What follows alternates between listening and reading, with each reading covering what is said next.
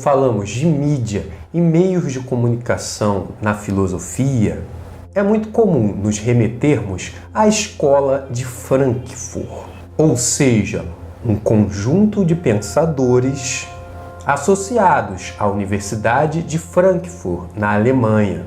Pensadores de influência marxista que desenvolveram diversos temas, dentre eles aprofundados debates sobre os meios de comunicação. Um desses pensadores foi Walter Benjamin, filósofo que discutiu os impactos sociais, culturais e artísticos das tecnologias de reprodução técnica, tal como a fotografia e o cinema. Com o advento da Revolução Industrial, foram desenvolvidas tecnologias que permitiram reproduzir produtos culturais em grande escala.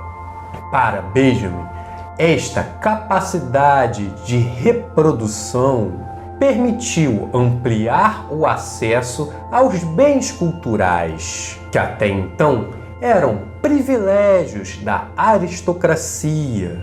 As tecnologias de reprodução destruíram a aura, um conceito desenvolvido por ele para apontar o status de raridade atribuído à obra de arte, que até então era caracterizada pela autenticidade e unicidade. Com a reprodução técnica, a obra de arte deixa de ser para poucos, deixa de ser um objeto de culto, e a autenticidade e unicidade dão lugar a uma abertura à produção seriada. Dentro da escola de Frankfurt, esta ideia foi contraposta por outros autores, tal como Adorno e Horkheim. Estes desenvolveram o conceito de indústria cultural. Para eles, as técnicas de reprodução, somada aos meios de comunicação em massa, permitiram a produção em larga escala de produtos culturais, mas uma produção de cunho mercadológico. Esta mercantilização da cultura por meio de aparatos de reprodução visando o lucro pode ser entendida como indústria cultural. A indústria cultural condicionou a produção cultural em torno de uma organização empresarial, de modelo de mercado. A indústria cultural transforma os produtos culturais em mercadoria e a arte começa a ser realizada visando este fim, renegando sua autonomia para se colocar como bem de consumo. Os autores também desenvolvem o conceito de meios de comunicação de massa para se referir ao cinema, à televisão, ao rádio, mídias de amplo alcance no que diz respeito ao público e que se caracterizam por transmitirem unilateralmente as informações, estimulando a apreensão passiva. A indústria cultural, por meio dos meios de comunicação em massa, padroniza e reduz a complexibilidade, as especificidades de estilo e linguagem da obra de arte, para que o produto cultural se torne mais palatável a um público amplo, massificado. A ideia de massa aponta justamente para isso, um todo homogêneo que exclui as singularidades. A indústria cultural procura um público médio que seja facilmente atingido para consumir de forma passiva o que ela produz.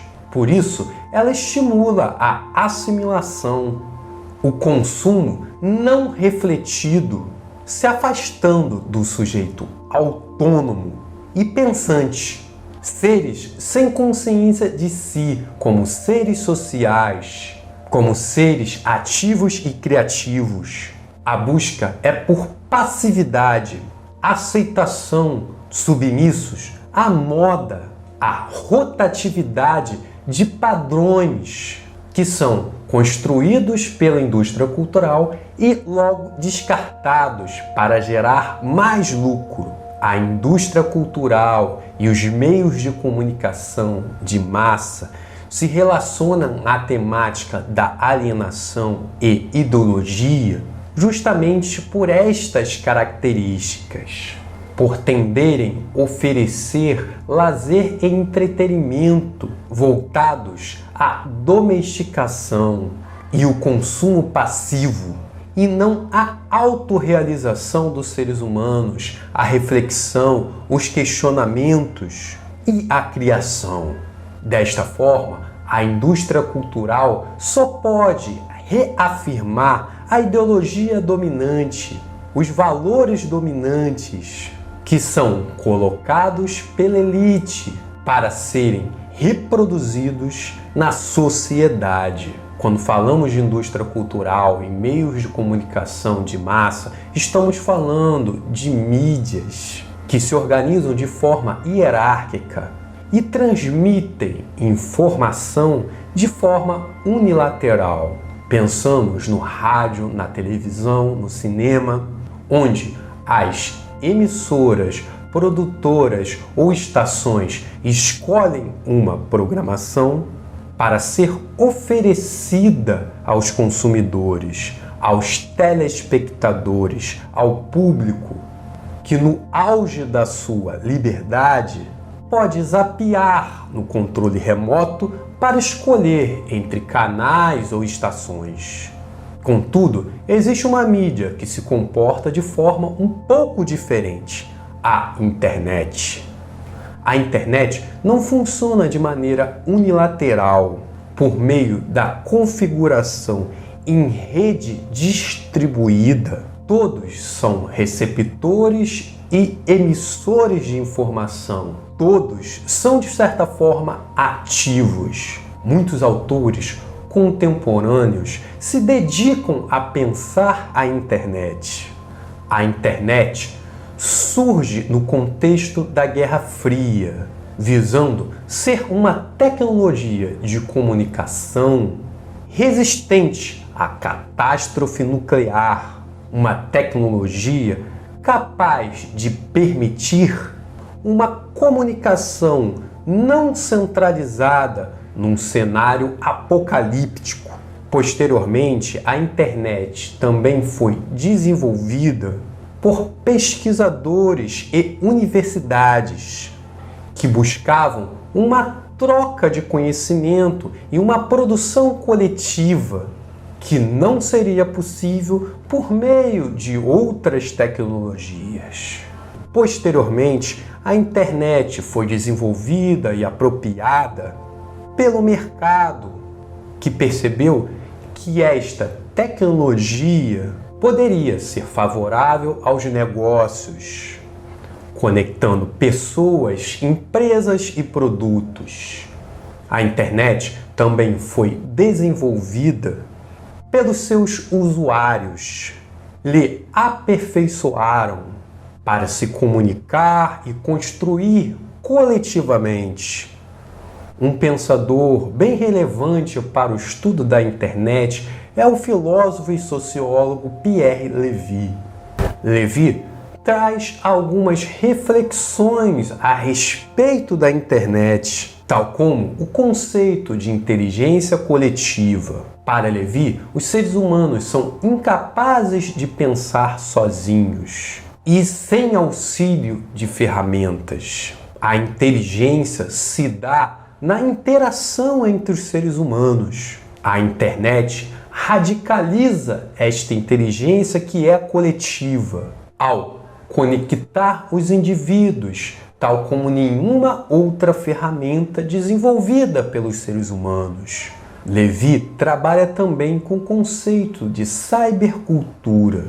apontando para uma cultura e ordem de pensamento que surge com o desenvolvimento da internet, através da conexão entre as pessoas, onde cada nó é uma fonte de heterogeneidade.